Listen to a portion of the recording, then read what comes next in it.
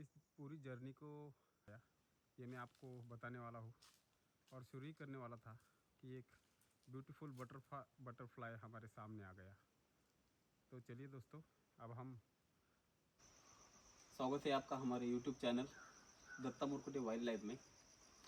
आज तक हमने बहुत कुछ जाना, बहुत सारे वीडियो देखे, जैसे कि सांप के हो, एनिमल्स के हो, लेपर्ड के हो, किसी बर्ड के हो, मतलब जंगल का पूरा जीवन हम आज तक देखते आए हैं और आगे भी देखते रहेंगे।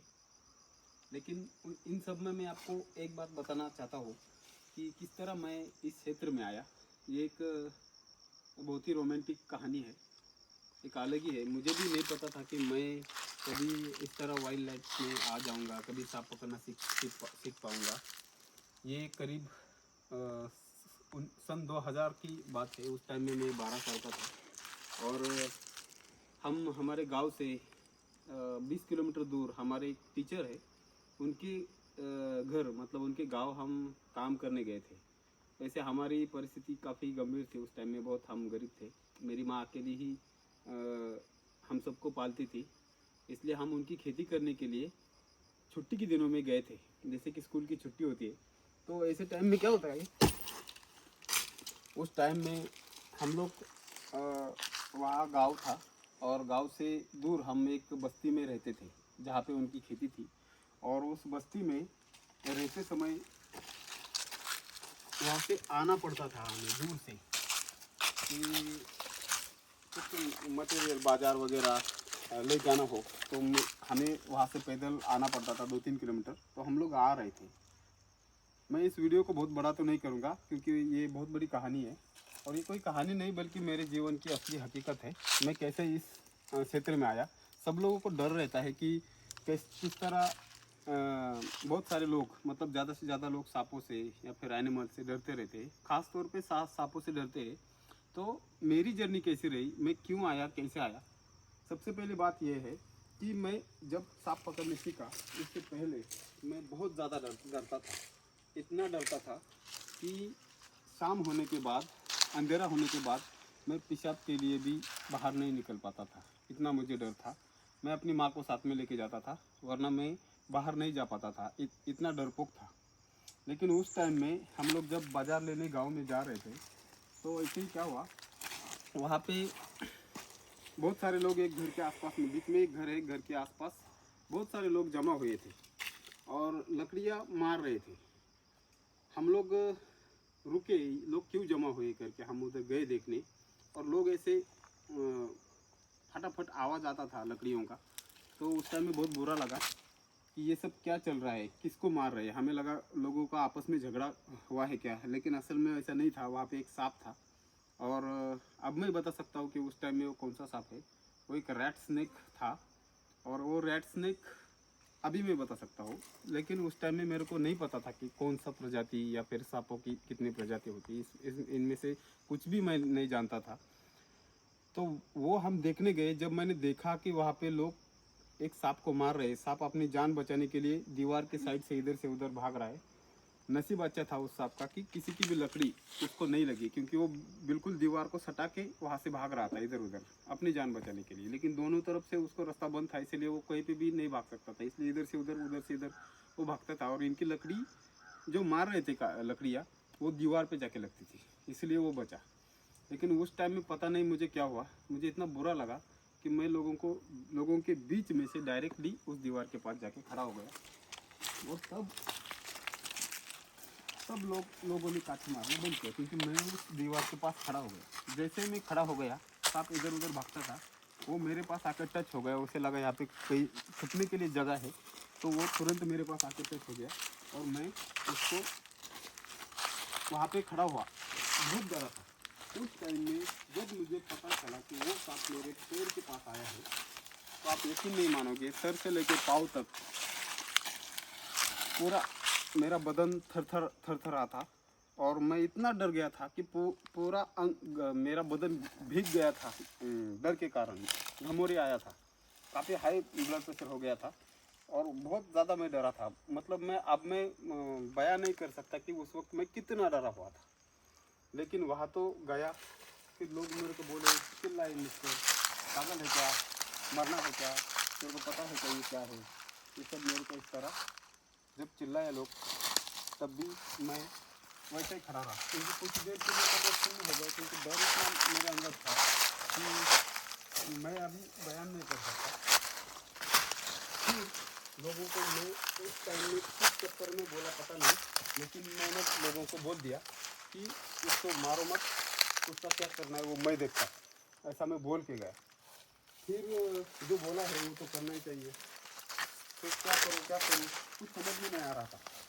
अचानक से वो सांप मेरे पैर के पास आने के बाद काफ़ी देर हुई थी, वो मेरे पास पैर के पास आके बैठा हुआ था कुंडली मार के। लेकिन तब मेरे को थोड़ी देर बाद धीरे धीरे मेरा ब्लड प्रेशर लो होता गया और मेरा डर खत्म होते गया। इस वक्त मैं ये कहानी जंगल में सुना रहा हूँ। इस वक्त हम लोग जंगल में हैं, ताकि आप देख भी सकें कि जंगल का जीवन कैसे होता है, यहाँ पे किस तरह वाइल्ड लाइफ है, किस तरह ये पेड़ पौधे हैं, किस तरह ये पेड़ गिरे हुए हैं बड़े बड़े, इनको ऐसे ही छोड़ा जाता है, क्योंकि यही पेड़ आगे जाके ज़मीन में खाद का काम करते हैं, फिर नए पौधे आते हैं, उन पौधों को खाद मिलता है। इस तरह इस जंगल की जर्नी चलती रहती है। तो वो जो टाइम था वो ऐसा था कि धीरे धीरे मेरा डर ख़त्म होने लगा, और मैं वैसे ही आँख बंद करके ऐसे जाके उसको ऐसा हाथ लगा के उसको उठाया। मेरा नसीब इतना अच्छा था कि उस सांप ने मेरे को उस टाइम बिल्कुल भी काटा नहीं। अगर उस टाइम उस सांप ने अगर मेरे को काटा होता तो आज मैं इस क्षेत्र में कभी भी नहीं आता था। उल्टा जो डर पहले था उससे ज़्यादा मेरा दुगना डर मेरा अंदर बैठ जाता था। तो वो मेरा नसीब अच्छा था, मैंने उसको उठाया, हाथ में पकड़ा उसकी कुंडली समेत, और वहाँ से 1.5 किलोमीटर आगे एक नदी है। पूरा झुंड गांव के जितने भी लोग थे वो पूरा का पूरा झुंड मेरे पीछे आया था। और वो नज़ारा बहुत ही अलग था, क्योंकि उन्होंने भी आज तक तब तक किसी को भी सांप पकड़ते हुए नहीं देखा था। पहली बार किसी को उन्होंने सांप पकड़ते हुए देखा था, और मैं पहला इंसान था, पहला लड़का था, महज 12 साल का था। मैंने कैसे जैसे तैसे वहाँ तक गया। हम जाने के बाद जैसा पकड़ा था वैसा ही उसको फेंक दिया। मेरे से 20-25 फीट दूर फेंक दिया उसको, और फेंकने के बाद वो सांप वहाँ गिरने के बाद थोड़ी देर तक हमारी ही तरफ, मतलब मेरी ही तरफ देखता था, क्योंकि मैं आगे था, बाकी लोग पीछे थे, इसलिए उसकी नज़र पूरी मुझ पे थी। हालांकि उनको दिखाई नहीं देता, ये बात मैं अब जानता हूँ। उस टाइम में वैसा नहीं था। वो लोग बहुत ज़्यादा डराते थे हमको, बहुत कुछ भी अनप शनप बोलते थे, इसलिए लोगों के मन में ज़्यादा से ज़्यादा सांपों के बारे में डर बैठता था, और इसीलिए सांप देखते ही लोग सांपों को मारते थे। वो जो कंडीशन है वो आज भी है, वो सिस्टम आज भी चालू है। यही ज़रूरी है कि प्रैक्टिकली देखा जाए, जो हम देखते हैं वो वैसा नहीं होता है, हम जो सोचते हैं वैसा नहीं होता है, उसके बिल्कुल विपरीत है एनिमल्स और सांप के बारे में। फिर मैंने उसे जैसे उधर फेंकने के बाद कुछ देर तक वो मेरी तरफ बहुत देर तक देखता रहा, जब तक हम लोग वहाँ थे। धीरे धीरे हम पीछे हट गए, फिर वो अपना सर नीचे लेके निकल गया। अभी यहाँ पे ट्विस्ट है, उसके बाद की जो कहानी है, उसके बाद जो लोगों ने मेरे को डराना शुरू किया, मेरी माँ को बताया, मेरी बड़ी बहन है उनको बताया, ऐसा डराना शुरू किया कि बेहिसाब। उन्होंने कहा कि अब वो आपके पीछे आएगा, उसने तुमको देखा है, तुम्हारा फ़ोटो उसने खींच लिया है आँखों में, अब वो तुम्हारे पीछे पड़ेगा। आप यकीन नहीं मानोगे, उस टाइम में 3 दिन और 3 रात मेरे घर के लोग, वहाँ बस्ती वाले लोग हमेशा पहरा देते थे, और मेरे को एक कॉट पे बिठाया था बीच में, चारों तरफ से पहरा देते थे रात और दिन। सांप इधर से आएगा उधर से आएगा, आए तो मारने का, ऐसा सोच के 3 दिन पहरा लगाया। 3 दिन के बाद लोगों को धीरे धीरे महसूस होने शुरू होगा कि वो वापस नहीं आने वाला, और फिर हम लोगों के, मेरे अंदर भी जो मन में डर था उसका, वो धीरे धीरे ख़त्म हो गया। उस टाइम में अगर ये बात सच होती, गलती से भी कोई दूसरा सांप वहाँ पे आके भी गया होता, तब भी मैं आज इस क्षेत्र में नहीं होता। ये कहानी मैं आपको इसलिए बता रहा हूँ ताकि बहुत सारे लोगों के मन में डर है। लोग अलग अलग सोच रखते हैं सांप के बारे में, अलग अलग सोच विचार के लोग हैं, और बिना वजह इन जुबानों को मारा जाता है। आप ज़रा सोचिए, जब भी कोई सांप मारता है तो मेरे को एक बात बताइए कि उस सांप की क्या गलती होती है? कभी ये सोचा है कि उस सांप की क्या गलती है? वो सिर्फ आया, दिखा, इसलिए आप मार रहे हो। ये कितना गलत है और वो बहुत बड़ा पाप भी है। अगर हम धार्मिक दृष्टिकोण से सोचते हैं तो वो बहुत बड़ा पाप है।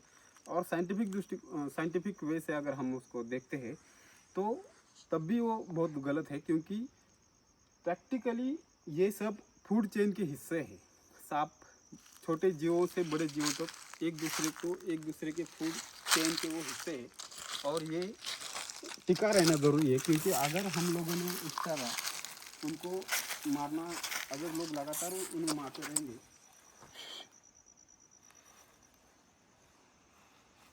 तो ये सब कहानी थी। उसके बाद लोगों ने मेरे को देखा था, जाहिर सी बात है मेरे को सैकड़ों लोगों ने उस टाइम में देखा था सांप पकड़ते समय, और उसके बाद भी सांप निकलना शुरू हो गया। लोग मेरे पास आते थे, मेरे को तो सांप पकड़ने का कुछ भी पता नहीं था। वो तो मेरे से ऐसा ही हुआ था अंदाजे। अब मैं क्या करूँ, सोच में पड़ गया। लोग आते थे, माँ बोलती थी उसको नहीं आता, वो उसने गलती से पकड़ा है। वो लोग पैर पकड़ते थे, बोलते थे माँ जी कुछ भी करो लेकिन उनको भेजो, हमारे घर में सांप है, छोटे छोटे बच्चे है, ये है।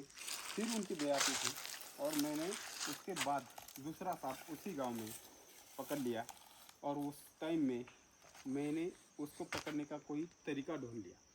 अभी कैसे पकड़ने का, क्या करने का, मैं एक बड़ी सी लकड़ी लेके गया, उसके सर पे रखा और डायरेक्टली उसका हेड कैच किया, मतलब उसका मुंह पकड़ लिया।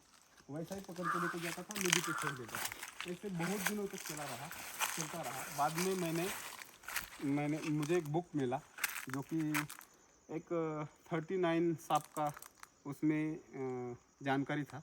मैं अभी शायद मुझे अब वो याद नहीं है उस टाइम में कौन सा बुक था, लेकिन छोटा सा था। उसमें उतने ही ये थी, सांपों के बारे में जानकारी थी। उस जानकारी को लेके फिर मेरा धीरे धीरे सांपों के बारे में मेरी थोड़ी धीरे धीरे स्टडी होना शुरू हुआ। और उसके बाद अब तक बहुत सारे सांप मैंने पकड़े हैं। आज तक मैंने 15,000 से भी ज़्यादा सांपों को और बाकी जीवों को जीवन दान दिया है। मैं नए क्षेत्र में हूँ, इस बात की मुझे बहुत खुशी है, क्योंकि मैं नेचर के साथ हूँ। इस नेचर को बचाने के लिए या फिर इनका संरक्षण करने के लिए मेरा कुछ तो योगदान है। ये बात मेरे लिए बहुत अच्छी है और मैं मानता हूँ कि ईश्वर ने मुझे बहुत अच्छा रास्ता दिया है, जिसके कारण मैं इस क्षेत्र में, मैं इस वाइल्ड लाइफ क्षेत्र में हूँ और आज भी मैं उन जीवों की जान बचाने का काम कर रहा हूँ। मेरे को आपको एक ही बात बतानी है, कोई भी चीज़ दुनिया में सीखने के लिए किसी गुरु की आवश्यकता नहीं पड़ती, क्योंकि हर एक को गुरु नहीं मिलता है, हर एक को सिखाने वाला नहीं मिलता। लेकिन आज की स्थिति अलग है। आज कई सारे लोग अपने स्वार्थ के लिए 90% स्नेक रेस्क्यूअर्स अपने स्वार्थ के लिए सांप पकड़ते हैं, सांपों को बचाते हैं। और उसमें पहला स्वार्थ ये है कि यूट्यूब इंस्टाग्राम से उन्हें अलग अलग पैसा मिलने लगा है। पिछले 5-6 साल पहले तो लोगों को बोला तो भी लोग मानते नहीं थे सांप पकड़ने के लिए। आज खुद होके आते हैं, हमें भी सिखाओ। पॉपुलर होते हैं, लोग पहचानते हैं, ये बात आप लोगों को पता चलने लगा है। इसलिए कोई भी उठता है, सांप पकड़ना सीखता है और शुरू करता है सांप पकड़ना। तो ये कोई नॉर्मल चीज़ नहीं है। हम सांपों के दिमाग को नहीं पढ़ सकते। मैं पिछले 25 साल से इस क्षेत्र में हूँ। आज भी मैं ये बता सकता हूँ कि मैं सांपों को पूरी तरह नहीं जानता, क्योंकि सांपों का जीवन अलग है, हमारा जीवन अलग है, उनका सोच अलग है, उनका रहन सहन अलग है, हर चीज़ अलग है। इसलिए हमारी अभी देखो दोस्तों, यहाँ पे कोई तो एनिमल बैठ के गया हुआ है। कोई तो बड़ा सा एनिमल है, हो सकता है वो गवा हो या फिर कोई टाइगर भी हो सकता है या फिर जंगली सुअर हो सकते हैं। तो यहाँ पे वो काफ़ी देर से बैठ के वो चला गया है। तो ये जो सांपों के बारे में जो जानकारी है, मतलब जो सांपों के बारे में जो कुछ भी है, तो इनमें बहुत सारे लोग अभी इन्वॉल्व हो चुके हैं, हो रहे हैं। इस तरह से अच्छी बात है। लेकिन मैं हर एक स्नेक रेस्क्यूअर से मेरी एक दरख्वास्त है कि आजकल बहुत सारे सांप पकड़ने वाले लोग, हर किसी को जैसे ही कोई सांप पकड़ने सीखता है या फिर पुराना भी इंसान, उसे लगता है मुझसे शाना या फिर मुझसे होशियार इस क्षेत्र में कोई नहीं है। हर किसी को ऐसा लगता है, क्योंकि वो जहाँ पे भी सांप पकड़ता है वहाँ के सैकड़ों लोगों के बीच में वो अकेला हीरो होता है। लेकिन ऐसा अपने दिमाग में मत लाओ, क्योंकि दुनिया का वर्ल्ड में जितने भी टॉप स्नेक रेस्क्यूअर्स हैं, सांप के बड़े बड़े हैंडलर, वो भी सांप काट के ही उनकी मृत्यु हुई है। इसलिए अपने आप को कभी भी, मैं बहुत सियाना हूँ, मेरे को बहुत पता है, मैं ही उस क्षेत्र में सबसे हाईएस्ट हो ऐसा समझना हमारी भूल हो सकती है, हमारी गलती हो सकती है। तो ये सब छोड़ दो, क्योंकि हम कुछ भी नहीं है। मैं आज भी 25 साल हो गए मुझे इस क्षेत्र में, आज भी मेरे को लगता है कि मैं जीरो हूँ, क्योंकि जब तक आप जीरो नहीं बनते आप कुछ नहीं सीख सकते। और स्नेक रेस्क्यूअर के लिए ख़ास तौर पर कि आप अपना ख्याल रखें, अपनी सुरक्षा रखें, बाकी सब चीज़ें आप बचोगे तो होती रहेगी। तो चलिए दोस्तों, आज हम ये वीडियो इधर ही ख़त्म करते हैं। आपको हमारी ये जर्नी कैसी लगी आप हमें बताइए। आप भी कुछ ना कुछ सांप पकड़ना ही नहीं बल्कि कोई भी क्षेत्र, किसी भी क्षेत्र में आप वाइल्ड लाइफ के लिए काम कर सकते हैं, जंगल को, नेचर को बचाने के लिए, क्योंकि ये सब नेचर, जंगल के कारण हम जिंदा हैं। ये अगर ख़त्म हो गया, कोई भी एनिमल, कोई बर्ड, कोई रेप्टाइल्स हो, अगर इनमें से कुछ भी ख़त्म हो गया तो हमारा अंत निश्चित है। इस बात का ध्यान रखते हुए आप भी इस क्षेत्र में आइए। चलिए दोस्तों, आज के लिए इतना ही। तब तक के लिए save wild life, save animal. Channel पर नए हैं तो सब्सक्राइब करना ना भूलिए।